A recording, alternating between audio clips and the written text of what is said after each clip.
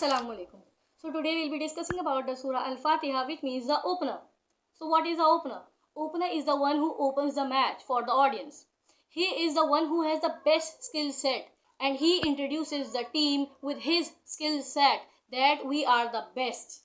Correct? He introduces the team with his skills, which is the same concept in the Quran as well. The Surah Al-Fatiha is the one which introduces ourselves with the Quran and Allah subhanahu wa ta'ala. Correct? It gave us some idea that what is Quran all about. So now that we have got some idea of the opener, means the Al-Fatiha, let us begin with the first ayah. Bismillahir Rahmanir Rahim. Alhamdulillahi Rabbil Alameen. Praise to the Lord of the worlds. Alhamdulillah, which is the first word. Why did Allah use Alhamdulillah instead of Ahmaduhu?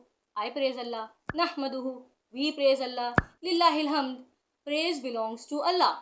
Why the specific word Alhamdulillah? Because Alhamdulillah is a word that is a noun and it is not a verb. What is a verb? Verb means something which has some kind of action going in it. Like right now I am talking. In the past I have talked. In the future I will talk. Right. So I am stuck in some kind of time.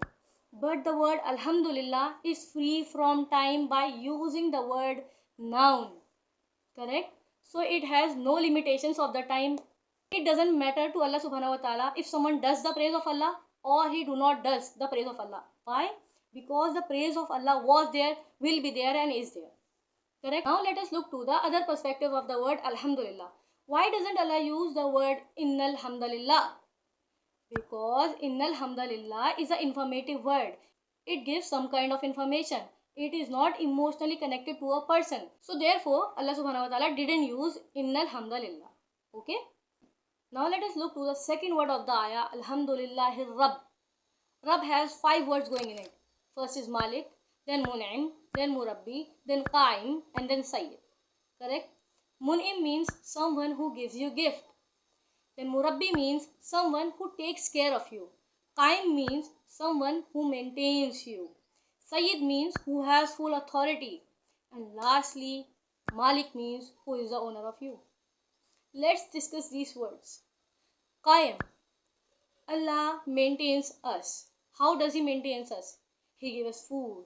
He gives us oxygen. He make ourselves alive. Right? Think in the broader senses. So use your imagination. Then Allah gave us gifts. That is Mun'im. Allah gave us gifts. Does we ask for that gifts? He has given us our mother, our father, our family, our brother, sister, everything. Then Allah has given the status that we have in the society. The bad deeds that we do are concealed by Allah subhanahu wa ta'ala. Isn't that a gift?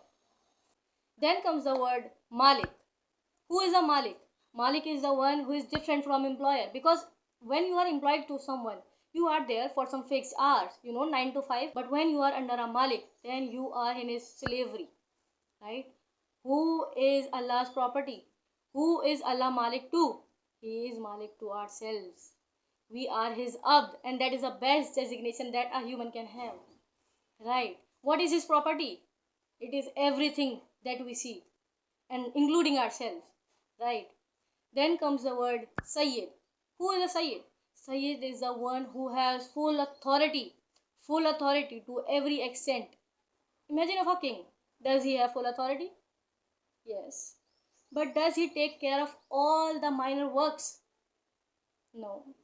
Does he do all the works by himself? No. But Allah is the one who does all the things by himself. By just saying kun. Allah says be and it is. Correct? So Allah subhanahu wa ta'ala has full authority. Right now if I'm saying something and Allah subhanahu wa ta'ala want me to stop, He'll just say die and I will.